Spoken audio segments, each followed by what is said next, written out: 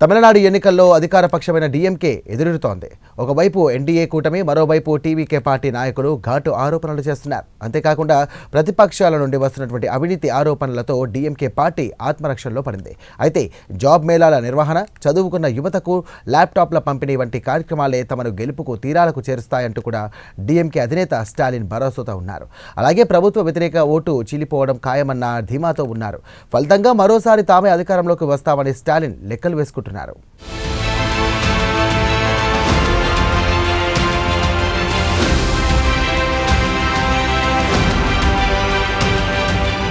తమిళనాడులో అధికార పక్షమైన డీఎంకే ఎన్నికల సమరానికి సన్నద్ధమైంది.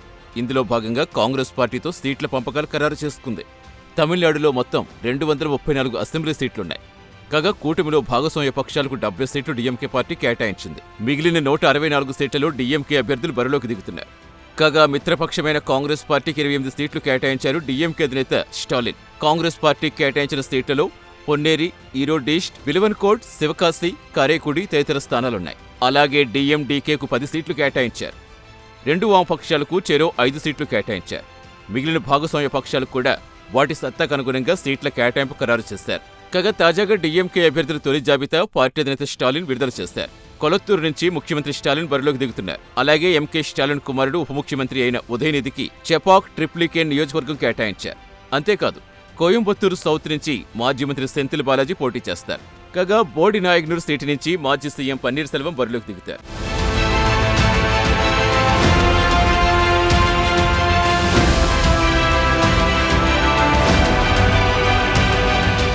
ఇదిలా ఉంటే ఈసారి డీఎంకే పార్టీ ఏకకాలంలో 2 ప్రత్యర్థులతో సమరం చేస్తోంది. ఒక చేత్తో పాత ప్రత్యర్థి అన్నాడీఎంకే నాయకత్వంలో ఎన్డీఏ కూటమితో, మరో చేత్తో కొత్తగా ఎన్నికల బరిలోకి వచ్చిన సినీ యాక్టర్ విజయ్ నాయకత్వంలో టీవీకే పార్టీతో యుద్ధం చేస్తోంది. 2 ప్రత్యర్థి వర్గాలు ఈసారి గత 5 ఏళ్ల కాలంలో డీఎంకే పాలనపై వచ్చిన అవినీతి ఆరోపణలే ఆయుధాలుగా మలుచుకున్నాయి. ఇదే విషయం ఎన్నికల ప్రచారంలో కీలకాంశం చేసేందుకు అటు ఎన్డీఏ కూటమి, ఇటు టీవీకే పార్టీ పక్కా ప్రణాళిక తయారు చేసుకున్నాయి. కాగా ప్రతిపక్షాలు చేస్తున్న అవినీతి ఆరోపణలు డీఎంకే పార్టీని ఉక్కిరిబిక్కిరి చేస్తున్నాయి.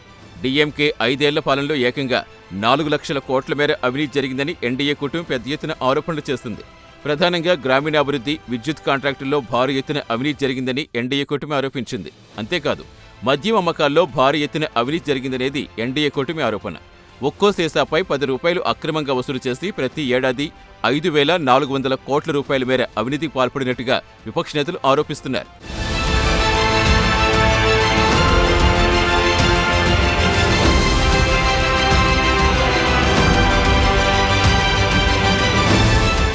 కాగా ఎన్నికల వేళ స్టాలిన్ సర్కార్పై ప్రతిపక్షాలు ఘాటు ఆరోపణలు చేస్తున్నాయి. ప్రధానంగా అత్యాచారాల అంశం ప్రతిపక్షాలు తెరమీదకు తీసుకొస్తున్నాయి. 2020తో పోలిస్తే 24 నాటికి మహిళలపై నేరాలు దాదాపు 60% పెరిగాయన్నది ప్రతిపక్షాలు చేస్తున్న ప్రధాన ఆరోపణ. అలాగే పోక్సో కేసులు, లైంగిక వేధింపులు కూడా పెరిగాయని విపక్షాలు ఘాటు ఆరోపణలు చేస్తున్నాయి.